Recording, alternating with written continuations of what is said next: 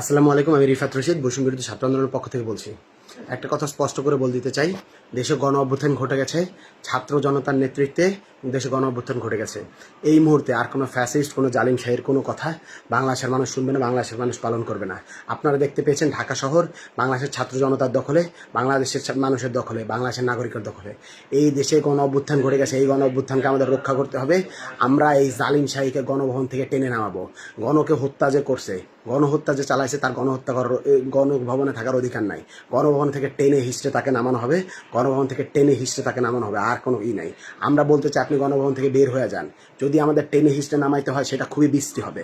গণভবন থেকে নেমে বের হয়ে যান। আরেকটা কথা স্পষ্ট করে বলতে চাই, কুমিল্লায় যে আইনশৃঙ্খলা বাহিনী আছেন, যারা এখনও গুলি চালাচ্ছেন, একের পর এক আমার ভাইদের শহীদ করছেন। সমন্বয়ক আসিফ মাহমুদ, সমন্বয়ক রিফাত রশিদ, দুজনের বাড়ি কিন্তু কুমিল্লা। আপনারা এই জিনিস ভুলা যায়েন না, আপনারা এই জিনিস ভুলা যায়েন না। আপনারা অস্ত্র ছেড়ে দেন, আপনারা অস্ত্র ছেড়ে দেন। আমাদের ভাইদের গুলি করবেন না, আমাদের বোনদের গুলি করবেন। অনেক হয়েছে, অনেকগুলো শহীদ হইতেছে। আপনারা এই জিনিস ছেড়ে দেন। খুনি হাসিনার পতন ঘটে গেছে, দেশে গণ অভ্যুত্থান হয়ে গেছে। কিছুক্ষণের মধ্যেই আপনারা দেখতে পারবেন গণভবন থেকে তাকে বের করে দেওয়া হচ্ছে। আপনারা আর এগুলো করবেন না। আপনাদের কাছে আহ্বান করতেছি, আপনারা কুমিল্লাকে সেভ করুন। যারা আছেন, যারা কুমিল্লাবাসী যারা আছেন, স্টুডেন্টরা যদি পালাতে চায়, জনতা যদি ওখানের ভিতরে প্রতিরোধ গড়ে তুলুন। কেউ যদি আশ্রয় চায়, আপনারা তাকে আশ্রয় দিন। কেউ ভয় পাবেন না, ভয় পাওয়ার কিচ্ছু নেই। এই দেশে জালিম শাহের পতন ঘটে গেছে। এই দেশ সব থেকে নিরাপদ জনতার হাতে। জনতাই এই রাষ্ট্র চালাবে, জনতাই নির্ধারণ করবে এই দেশে কে থাকবে কে থাকবে না। সিলেটের অবস্থাও খুব খারাপ, আমরা সিলেটের খবরও পাচ্ছি। সিলেটের দিকে যান। আর শেখ হাসিনার পদত্যাগের কোনো দাবি নাই, শেখ হাসিনার পতন। এইখানে কোনো পদত্যাগ নাই, পতন।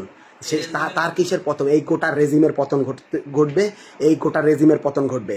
এতগুলা মানুষকে গণহত্যা করার পর এই রেজিমে তার কোনো থাকার লেজিটিমেসি নেই। তাকে আমরা প্রধানমন্ত্রী মানি না। কেউ যদি বাংলাদেশের মানুষ, জনতা কাউকে যখন প্রধানমন্ত্রী মানে না, তার এই প্রধানমন্ত্রী থাকার অধিকার নাই। সে গণভবনে জোর করে আটকে আছে, তাকে গণভবন থেকে টেনে বের করা হবে। আমরা বলতেছি, সিলেটে গুলি চালাচ্ছে, আপনারা ইসের ভিতরে কুমিল্লায় গুলি চালাচ্ছেন। আমরা খবর পাচ্ছি একের পর এক ভাই শহীদ হচ্ছেন। এই সুযোগ আর নেই, এই সুযোগ আর নেই। স্পষ্ট করে বলে দিতে চাই, আপনারা আর একটা গুলিও চালায়েন না। একটা গুলি চালাইলে এর ফলাফল ভয়াবহ হবে। একটা গুলি চালালে এর ফলাফল ভয়াবহ হবে। আপনারা যারা আছেন সকলেই মাঠে নেমে আসুন। কুমিল্লাবাসীকে বাঁচান, সিলেটবাসীকে বাঁচান। আপনারা সকলেই রক্ষা করুন, প্রতিরোধ গড়ে তুলুন। সেনাবাহিনী বলেছে আর গুলি করবে না। 3 পুলিশেরা একে একে হলো গিয়ে সরে যাচ্ছে, সকলেই সরে যাচ্ছে।